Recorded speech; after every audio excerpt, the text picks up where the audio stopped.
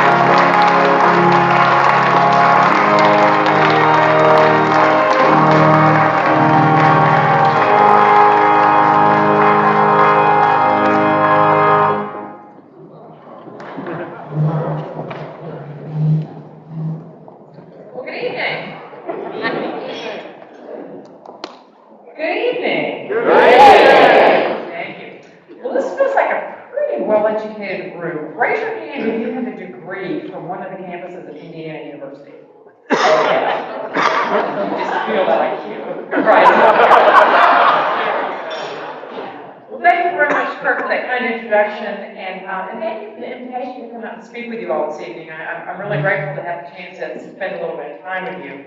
And I have to say, how great is it to hear the IU song, or at least part of it, played on the organ right here at the Alumni.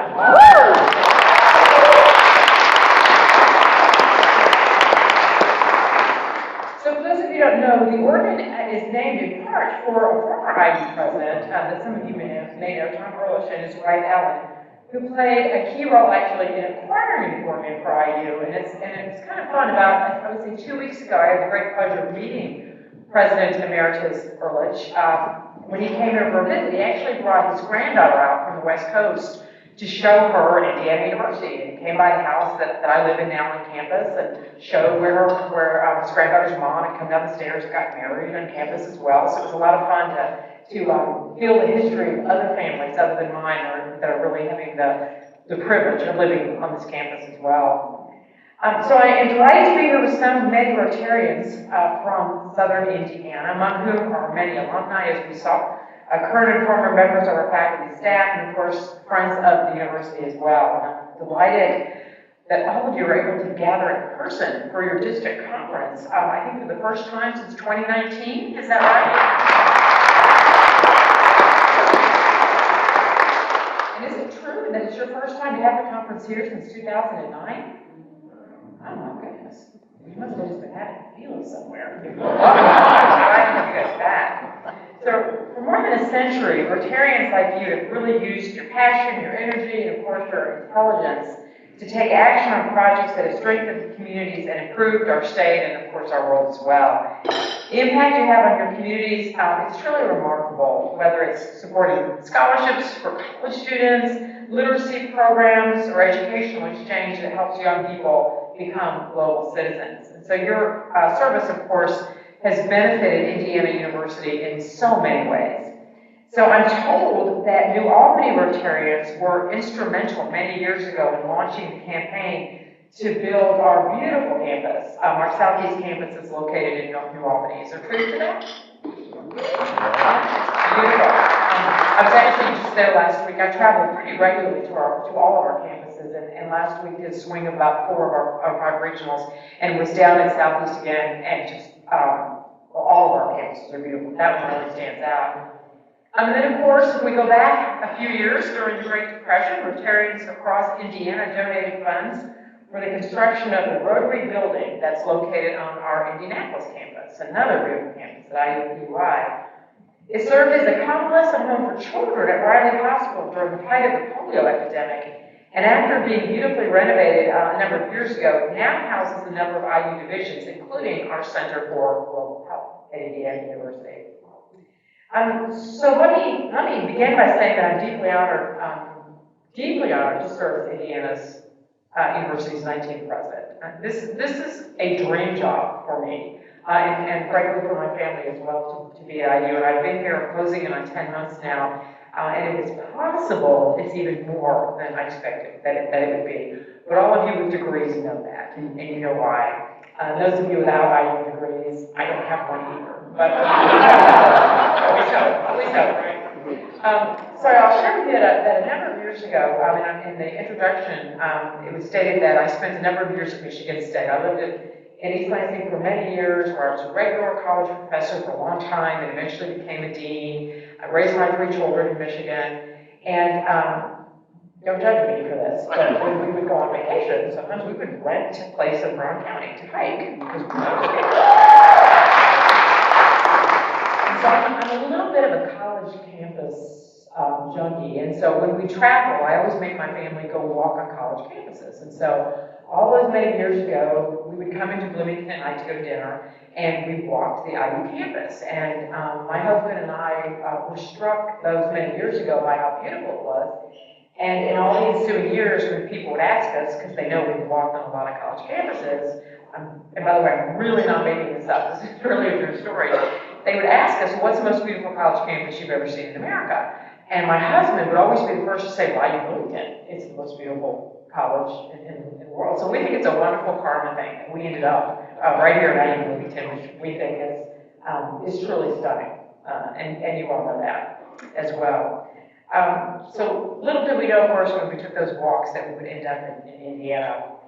Of course, I knew long before I came to IU that it's not just beautiful, but of course, Indiana University, it's just an outstanding public research university with an incredibly rich history, wonderful traditions, and truly a worldwide reputation for excellence.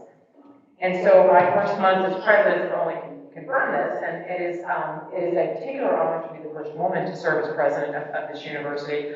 But I will confess that as personally rewarding as that is for me, I graduated out of college in the 1980s, and I wouldn't have dreamed of being a university president because there weren't university presidents that were women, other than at women's colleges in those days. And so it's pretty stunning in what I think of as a short amount of time. I'm sure our students don't think it's such a short amount of time to have actually seen this change. But I think more importantly than that is what happened at this university, and that was true and unguarded excitement and enthusiasm to have a female enrolled president. And I think that speaks so well of Indiana University and all that we are as well. But of course, I stand on the shoulders of countless women who have brought their energies to Indiana University over the years, blazing new trails of students, faculty, and administrators as well. And, as a relative newcomer to Indiana, let me say what a joy it is to have become one of the newest residents of the Hoosier State. And as my husband Jason, I like to say, we are Hoosiers by choice.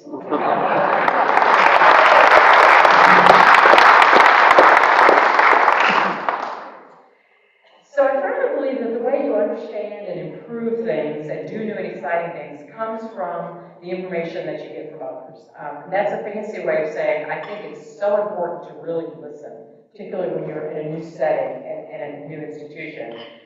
And so in my first months as president, I have been all around the state, including visits to, really a number of the towns and cities that you represent, really having the chance to listen and learn. And what I found is that we have incredibly dedicated students and faculty and staff all across the state who are really helping our campuses to thrive. And our flagship campus, of course, is here in Bloomington. We're all together this evening. IUPUI campus is an urban serving campus. It's making great contributions to Indianapolis and central Indiana. If you have not been on that campus recently, I would encourage you to take a Saturday or a Sunday and go walk it. It is a beautiful campus now. Vibrant, alive, 28,000 students now in downtown Indianapolis. Really just wonderful. Our regional campuses in Gary, Kokomo, South Bend, Richmond, New Albany are remarkably robust, and of course they make important contributions to the regions in which they serve.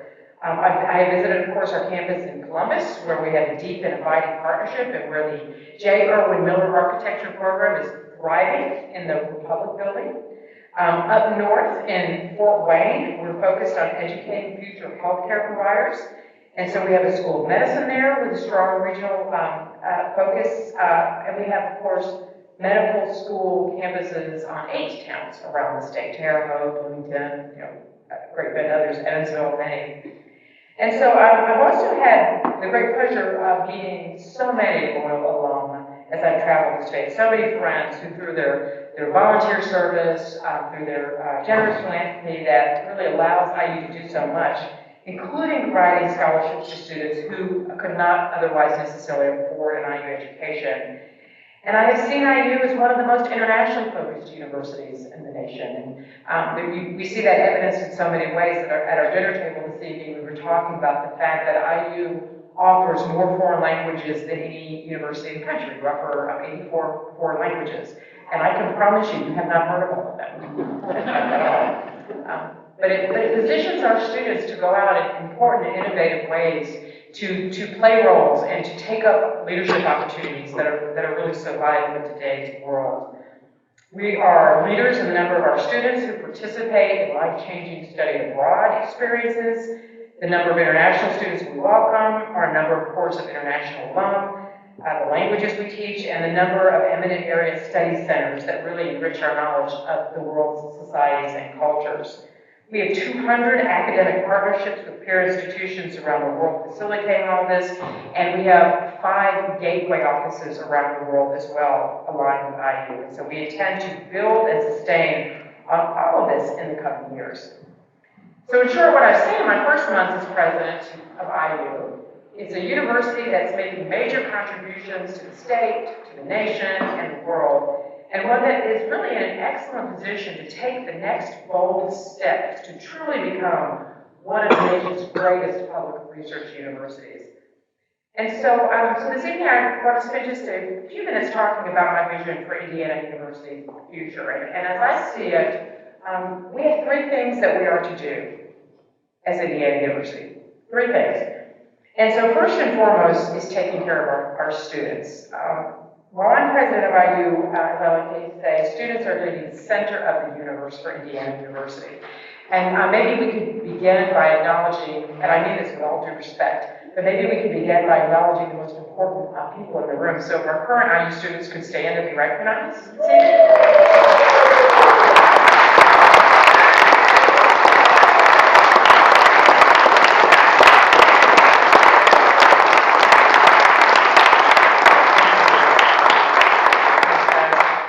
You are the reason that we exist as a university, and we will never forget that. Their time, your time at IU, in most cases, is going to be the only college experience that you get. And so we need to make sure that we maximize that experience for you. We need to ensure that you get the coursework that you need to graduate in a timely fashion and to make progress toward the career path and the goals that you have. We need to make sure that you graduate in a timely way, but we also need to make sure that we create those experiences both inside the classroom as well as outside the classroom that will separate you from students who get degrees from other universities. And so we are rapidly approaching the end of this academic year. I know our students are probably facing that right now, staring at increasing projects and exams coming up as well. But it's a good time, and it's been a good year in many, many ways. When we came back this year in August, it marked really our return to in-person learning on our campuses across the state. And even though we spent a lot of time only seeing each other from the nose up, we've had a lot of fun in recent weeks as we've gone mask optional, sometimes not recognizing people, and sometimes being surprised that the bottom half of their face doesn't match the top half of their face. We've taken masks off as well.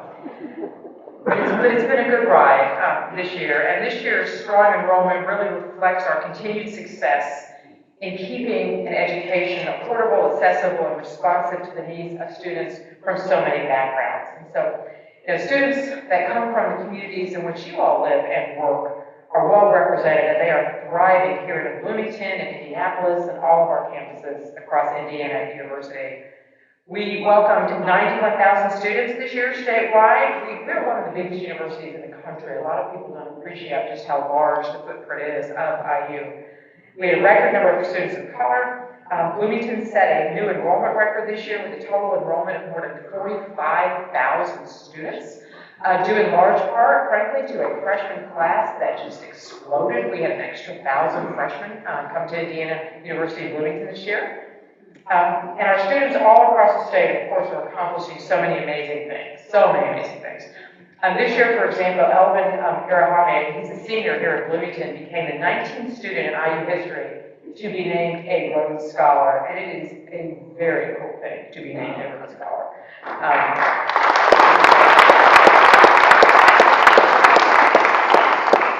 In the fall, Elvin is, of course, going to go to the United Kingdom on the renowned scholarship to study at the University of Oxford.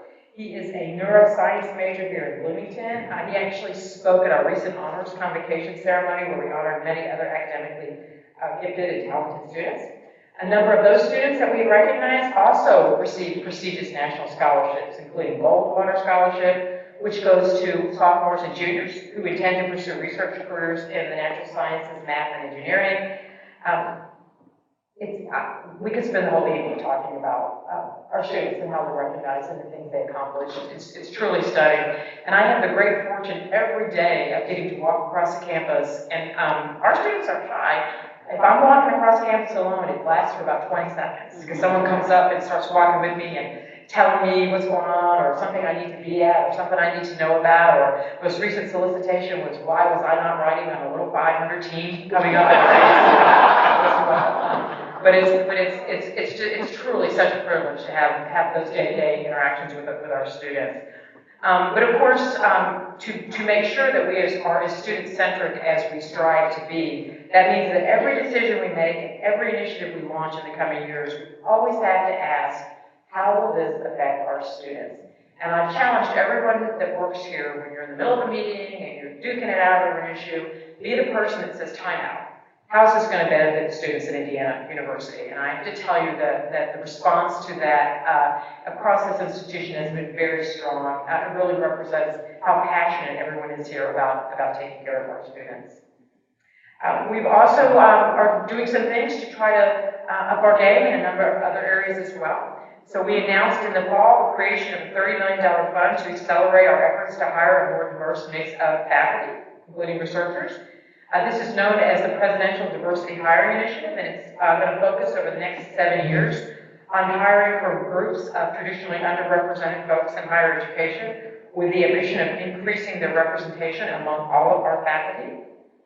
We've made some gains in recent years in diversifying our student body, with underrepresented minority students comprising 29% of our overall enrollment in this past fall.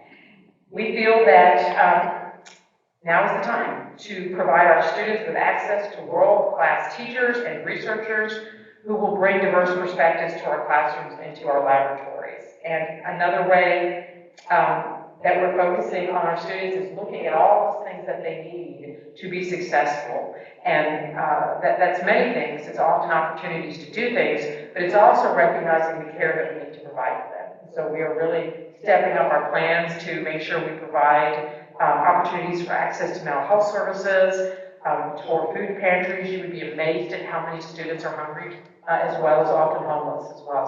So we are very focused and intentional now on taking care of our students, both inside and outside the classroom.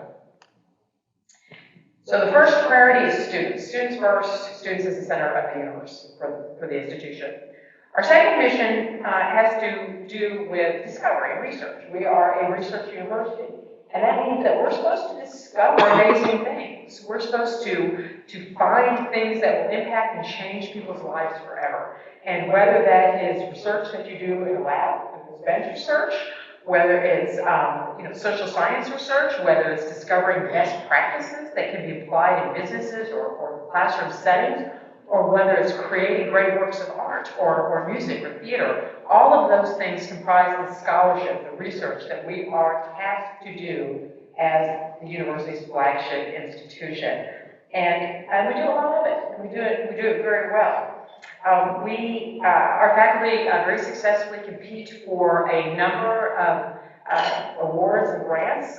We just actually had a new Guggenheim Fellow named just this past week amongst our faculty. We've also received $733 million in sponsored research funding in fiscal year 2021 to support research, instruction, and service. This includes close to $500 million in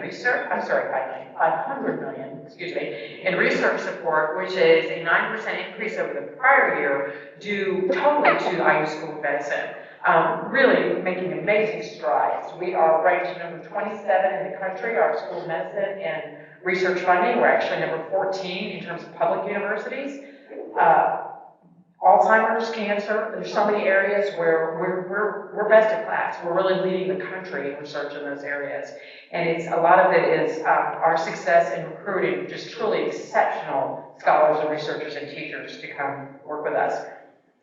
We partner heavily with Purdue University, and I say that with all seriousness. Anybody go to Purdue here?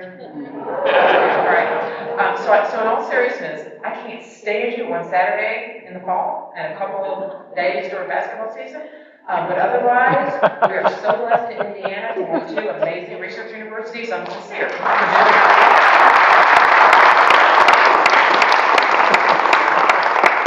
I feel very strongly that moving forward, we need to make sure that we're marching together. And I want to give all credit to the president of Purdue, who feels the same way and has been very receptive to that approach as well. So we're partnering, for example, with Purdue and Notre Dame in our Indiana CTSI, which is big old funding from the NIH. It provides translational money for basic scientific research into medical treatments in order to improve health outcomes. And so, for example, this funding from the CTSI supported research that resulted in the development and commercialization of a new drug for patients with a rare and painful bone disease that affects mostly children. So we've seen great success from it.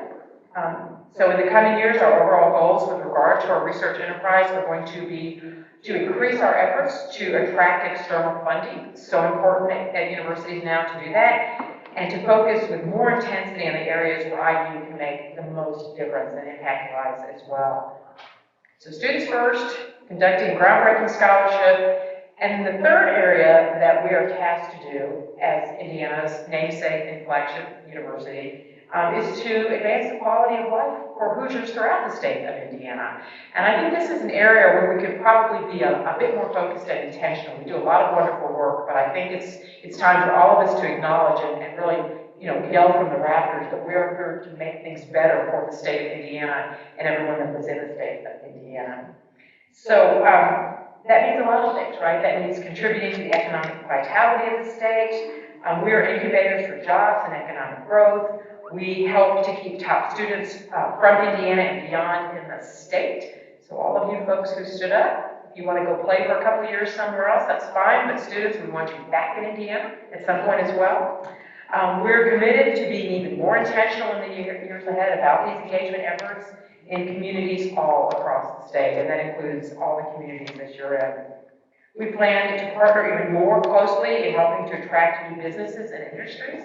That's really an important and vital role that a university like Indiana University needs to play. We also want to strengthen our relationships with existing Indiana businesses and the state by connecting business and government leaders with IU resources and expertise in ways that will have a positive and meaningful impact on our economy.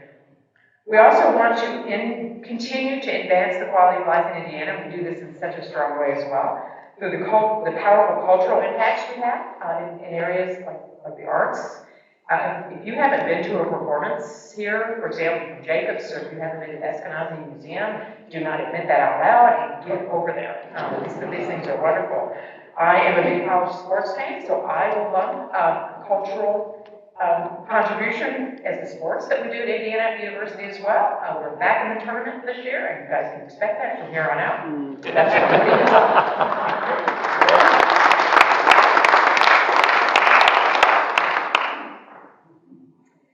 So I know that talent and workforce issues continue to be at the forefront, and that these issues pose challenges and opportunities to our state's economic future. And so at IU, we're eager to work with business and community leaders like you across the state to help address these issues.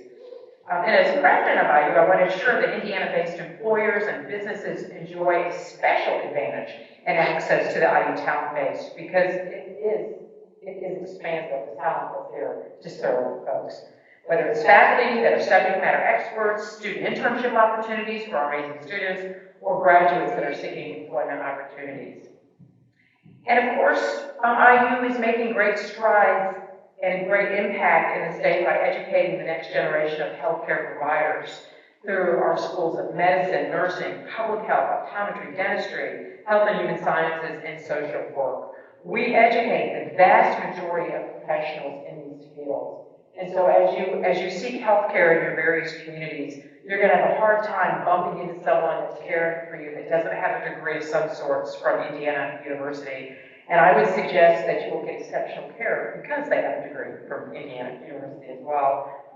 The IU School of Medicine has already completed a program expansion that allows students to complete all 4 years of medical training at any of our 8 regional medical education centers around the state that are outside of our main medical school campus in Indianapolis, and those are wonderful, wonderful campuses to visit. And it's important because studies have shown that students will often practice primary care, especially family medicine, in the area where they receive their training. And so if we can enable there to be places for students to study throughout our communities in Indiana, we've got a better shot of ensuring that those students who eventually become doctors will stay and live and practice in those communities as well, which is so important in our state. We also just launched an initiative to increase the number of students enrolled in our nursing program by another 50%. I know you all watch the news. Oh my goodness, do we need nurses in the state? And so we're gonna do our part to help with that as well. All of this is with the goal of having a transformative impact on medical training, healthcare research, and of course the provision of health and medical services in the state of Indiana.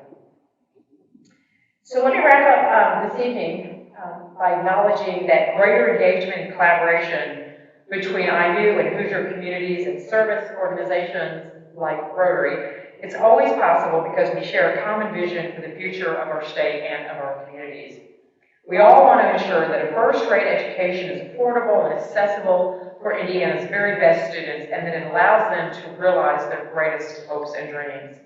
And for our communities, we all share a vision of more jobs with better pay, enhanced educational and cultural opportunities, and a wider range of career opportunities. And all of us want to see healthier and happier Hoosiers who have access to the best healthcare, medical education, and research. So we have major goals and we have big dreams for IU's future, and that future, of course, includes all of the communities you represent. So many of you are here tonight as alumni, friends, community partners. You all help make Indiana University's success possible. All of us at IU are grateful for all that you do for our communities, for our young people, our students, and our state, and of course for Indiana University. So thank you very much. Go Hoosiers.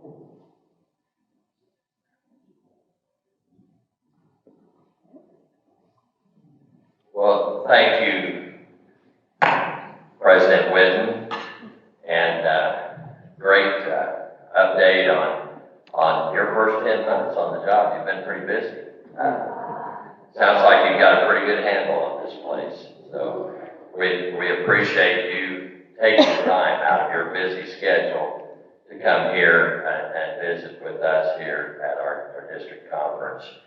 And on behalf of the Rotarians in the room, and in appreciation for the many ways in which you exemplify the humanitarian and educational objectives of the Rotary Foundation, and on behalf of the women and men of the 34 Rotary Clubs in Southern Indiana, it is our honor and pleasure to recognize you tonight as a Paul Harris Fellow.